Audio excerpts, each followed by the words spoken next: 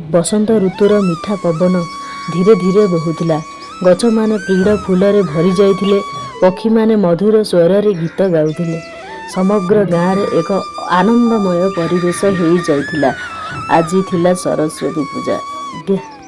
ज्ञान बुद्धि और कलार देवी माँ सरस्वती पवित्र दिन। से गाँव रे रहुतिला एक गरीब किंतु सपने भरी जाइथिबा पुओ मधु। मधु पढ़ा बहुत भल पाउथिला किंतु तार परिवार अवस्था भल नथिला। बही खाता कलम सबु किछि ता पय मूल्यवान थिला। अनेक समय से पुराना बही रे पढ़ी नेउथिला। सरस्वती पूजा आसिले स्कूल रे भव्य आयोजन हुई। समस्त पिला नुआ नुआ पोशाक पिंधि फूल और फल नहीं आसंती किंतु मधुर मन भरी जाए एक दुख थिला। मो पाखरे माँ को दबा किछि भल नाही तथापि से निष्ठा भरा हृदय भाविला। माँ सरस्वती तो ज्ञानर देवी। से मनर भाव को देखती। पूजा दिन सकाळे मधु स्कूल को गला। मंडपर धला वस्त्र पिंधिथिबा माँ सरस्वती मूर्ति हाथ रे बीणा पाखरे हंस। समग्र परिवेश पवित्र और शांत होइथिला। समस्ते पुष्पांजलि देले। मधु मध्य चुपचाप आग को गला।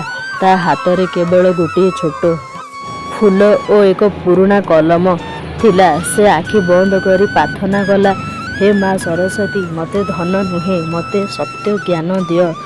मो मन को सुचित्र कर और जीवन को आलोकमय कर। पूजा पर समस्त प्रसाद नेले। सेई राति रे मधु घुमैथिबा बेले एक अद्भुत स्वप्न देखाहेला। से देखिला धला पद्म उपरे बसिथिबा माँ सरस्वती ताकू हसी देखुचंती। माँ कहिले, मधु तुमर श्रद्धा और परिश्रम मते खुशी करिछि। ज्ञान सेमानकु मिले जे नम्र और सत्यर परायण। से स्वप्न पर मधु जीवन बदली गला।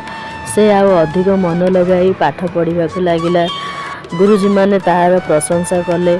समय पर समय स्कूल सर्वश्रेष्ठ छात्र भावे परिणत हैला। किछि वर्ष पर मधु एक भल शिक्षक हैला। से गरीब पिला मागण रे पाठ पढ़ाउथिला। कि प्रति वर्ष सरस्वती पूजा दिने से पिला कहूथिला, माँ सरस्वती केवल पूजार नुहे, से आम परिश्रम और चेष्टार सत्य रे रही।